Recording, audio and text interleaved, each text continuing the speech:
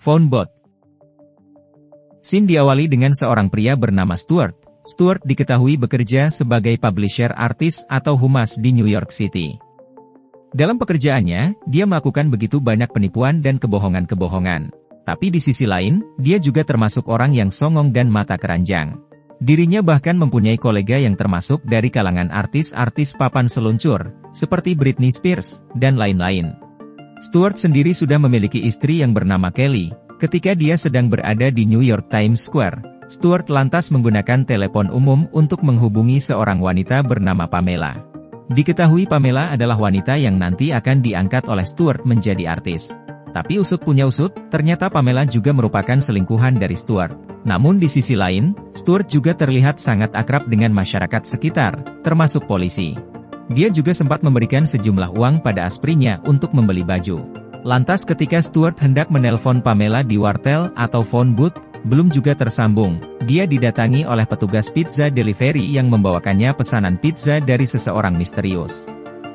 Kala itu tentu Stuart yang terheran lantas mengira kalau itu mungkin salah alamat alias mana mungkin seseorang tiba-tiba mengirim pizza ke seorang pria yang berada di wartel umum. Dengan nada yang cukup songong dan menggonggong seperti anjing, Stuart lantas mengusir pria paruhbaya itu. Namun petugas pizza delivery itu tak habis pikir, dia justru disuruh untuk mengirim pizzanya kembali kepada alamat pengirim sambil memberikan uang tip dengan gaya arogannya. Lantas Stuart pun melanjutkan teleponnya pada Pamela. Diketahui kalau saat itu Stuart tak bisa bertemu dengan Pamela sehingga merencanakan ulang pertemuan mereka. Tak lama dari situ, belum sempat menjauh dari wartel, tiba-tiba telepon dari wartel itu berdering kembali, lantas dia mengira kalau itu adalah Pamela yang kembali menelpon.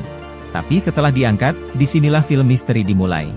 Terdengar kalau dalam telepon tersebut ada suara seorang pria yang sebut saja dia Chandler atau pria misterius. Chandler lantas langsung menyebutkan nama lengkap Stuart berikut dengan apa yang dia lakukan secara real time pada saat itu. Bahkan pria misterius mengancam Stuart untuk tidak meninggalkan bilik telepon, kalau Stuart tetap nekat, maka Chandler akan membongkar kebusukannya saat itu juga, dan lagi akan membeberkan hubungan gelap Stuart bersama Pamela pada Kelly istrinya. Lalu untuk memulai skenarionya sambil meyakinkan kalau Chandler tak main-main, Chandler memutus sementara panggilan telepon Stuart untuk menghubungi Kelly. Stuart tentu langsung khawatir, tapi sekarang posisinya tak sedang diuntung, dia hanya bisa menunggu di sekitar telepon tersebut, hingga akhirnya telepon kembali berdering. Chandler lantas memberitahu Stuart bahwa dia telah melakukan hal yang sama kepada kedua wanitanya. Dan untuk sekilas info, sebelum ini dialami oleh Stuart, orang-orang yang telah melakukan perbuatan salah, nasibnya telah berakhir seperti Stuart sekarang.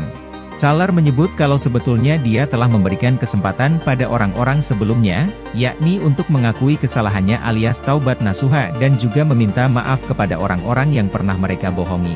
Namun kedua orang sebelumnya, malah menolak dan akhirnya tewas terbunuh oleh Chandler. Sehingga yang harus dilakukan Stuart sekarang adalah, Stuart harus mengakui perbuatan dan kecurangannya kepada Kelly dan juga Pamela agar bisa selamat. Si penelpon ini kemudian menghubungi Pamela dan membiarkan Stuart mendengarkan obrolan mereka. Chandler sendiri memberitahu Pamela kalau Stuart sebenarnya sudah beristri, dan itulah alasannya kenapa dia selalu menghubungi Pamela menggunakan telepon umum. Semua itu dilakukan, agar Kelly tidak curiga, dan tidak meninggalkan jejak panggilan di handphonenya. Untuk lebih meyakinkan dan menakut-nakuti Stuart, Chandler membuktikan kalau dirinya mengintai Stuart bukan sekedar menggunakan teropong, melainkan dengan sniper scope X8 yang membuat Chandler bisa sangat jelas melihat gerak-gerik Stuart, dan bahkan untuk menembaknya.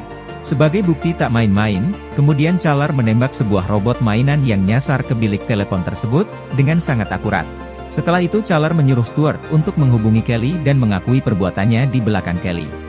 Stuart lalu menuruti perintah Chandler, dan membiarkannya mendengarkan percakapannya dengan Kelly. Kelly pun bercerita bahwa beberapa saat yang lalu juga ada seorang pria yang tidak dia kenal menelponnya. Stuart berusaha meyakinkan untuk tidak usah mendengarkan apapun omongan dari pria tersebut. Di saat yang bersamaan, dua orang pelacur yang sedari tadi juga mau menggunakan telepon umum datang mengganggu Stuart. Tapi karena tak kunjung ditanggap oleh Stuart, dan bahkan malah diusir dengan kata-kata kotor, para pelacur ini kemudian mengadu ke bos mucikarinya, yang bernama Leon. Leon pun akhirnya menghampiri Stuart yang masih sibuk meladeni Chandler. Tentu saja Stuart tak ada waktu untuk menggubrisnya. Bahkan Stuart sempat memberikan uang senilai $120 agar Leon dan para pelacurnya pergi. Bukannya langsung pergi, Leon justru malah minta uang tambahan lagi pada Stuart, yang awalnya hanya ingin menolong pelacurnya untuk menggunakan telepon umum. Setelah melihat uang, dia malah meminta $500 lagi. Karena kesal Stuart mengabaikan dirinya, Leon kemudian mengambil stik baseball lalu menghancurkan bilik telepon dan memaksa Stuart untuk keluar dengan menariknya. Bersamaan dengan itu, Challer sudah menawari Stuart untuk membuat Leon berhenti mengganggunya. Stuart hanya tinggal bilang kata, "Yes," agar Challer dapat menyingkirkan Leon. Tapi Stuart sendiri tidak mau ada korban yang jatuh.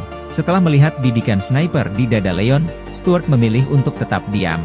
Tapi karena sudah terancam dengan aksi anarkis Leon, Stuart lantas menyetujui penawaran Challer tersebut. Sehingga akhirnya Leon pun tewas tertembak. Di situ Stuart malah jadi shock dan memarahi Challer karena dia cuma memintanya untuk menghentikan Leon mengganggunya. Bukan justru membunuh Leon, para pelacur sontak langsung menyalahkan Stuart dan menuduhnya memiliki senjata api. Lantas Challer menyebutkan, Stuart memang sudah memberikan $120 pada Leon, namun kenapa Leon masih tetap bersikap begitu? Ini karena orang-orang bukan hanya membutuhkan uang, melainkan mereka juga membutuhkan respect dari orang lain, agar mereka merasa dihargai keberadaannya. Lanjut, Stuart kemudian diam-diam menelepon 911 dengan ponselnya, berharap Challer yang tahu segala tindakannya, kali ini tidak mengetahui aksi Stuart. Namun tiba-tiba, Challer menembak telinga Stuart, dan kembali memperingati Stuart, kalau Challer bisa kapan saja membunuh Stuart. Kejadian ini akhirnya heboh hingga polisi pun turun tangan, ini tentu saja membuat Stuart menjadi begitu terkenal dan menjadi pusat perhatian. Tidak hanya bagi warga lokal yang ada di sekitar sana, melainkan juga dari seluruh dunia yang menyaksikan tayangan breaking news oleh stasiun TV. Kepala Kepolisian New York Police Department pun menghampirinya, dan bernegosiasi untuk membuat Stuart keluar dari bilik telepon. Tapi Stuart tentu saja menolak, karena Challer memaksa Stuart untuk menyuruh kepala kepolisian untuk minggir dan mundur. Karena kalau tidak, Challer juga akan menembaknya. Kepala kepolisian yang disebut sebagai Kapten Ed pun akhirnya mundur, dan memerintahkan anak buahnya untuk meretas sambungan telepon tersebut. Untuk mencari tahu siapa lawan bicara Stuart dalam sambungan telepon. Tidak lama kemudian, Kelly juga tiba di lokasi. Tentu saja kedatangannya membuat Ed langsung menyuruh Kelly untuk mengajak Stuart keluar dari bilik telepon. Tapi bersamaan dengan itu Challer juga memaksa Stuart untuk memberitahu Kelly tentang hubungan gelapnya dengan Pamela. Jika itu bisa Stuart lakukan, Challer berjanji akan melepaskan Stuart dari ketegangan ini. Dan bagi Stuart sendiri, keadaan sekarang sungguh sangat membingungkan dan penuh tekanan. Pasalnya Stuart di satu sisi tak mau mengatakannya pada Kelly di hadapan jutaan orang yang menonton, tapi di sisi lain dia juga tak mau kalau dirinya mati. Setelah berpikir cepat, akhirnya Stuart terpaksa menuruti keinginan Challer dengan perasaannya yang begitu campur aduk. Namun ternyata Challer berbohong dan berubah pikiran, Challer tidak jadi melepas Stuart pada saat itu. Challer justru membuat Stuart jadi semakin depresi dan stres, bahkan Challer sangat menikmati keadaan Stuart sambil tertawa jahat. Dan pada akhirnya, karena sudah sampai pada tahap stres dan depresi akut, Stuart akhirnya nekat menutup telepon dan keluar dari bilik telepon dengan mengangkat kedua tangannya. Tapi para polisi juga masih meyakini kalau Stuart memiliki senjata di kantong celananya. Padahal itu cuma ponsel biasa. Lalu dari dalam bilik, telepon kembali berdering. Stuart tidak bisa mengabaikan begitu saja deringan telepon tersebut.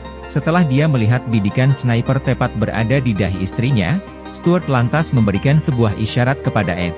Dalam keadaan yang serba darurat, Ed pun menyadari kalau Stuart bukanlah penjahatnya, namun dia juga adalah korban. Lantas Ed menyuruh semua anak buahnya agar tetap tenang, lalu membiarkan Stuart mengangkat teleponnya secara perlahan. Challer kemudian memerintahkan Stuart untuk memeriksa bagian atas bilik telepon yang ternyata di situ terdapat sebuah pistol. Stuart kemudian diperintahkan untuk mengambilnya.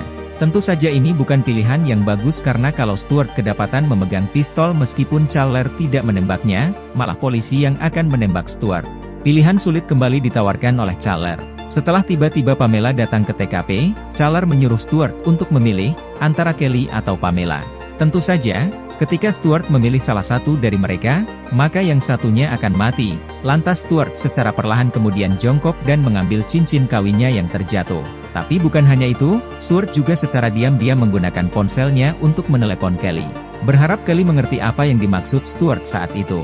Setelah Kelly mendapatkan telepon dari Stuart, beruntung Kelly lantas memberikan ponsel tersebut kepada Ed. Dia memberitahu jika telepon tersebut dari Stuart, sehingga sekarang sudah benar-benar jelas bahwa situasi Stuart beserta nyawanya sedang terancam. Bahkan mereka semua yang ada di sana sedang berada dalam intaian sniper. Sementara itu, Stuart akhirnya mengakui di hadapan semua orang yang ada di sana, bahwa seluruh hidupnya itu adalah penuh dengan kebohongan.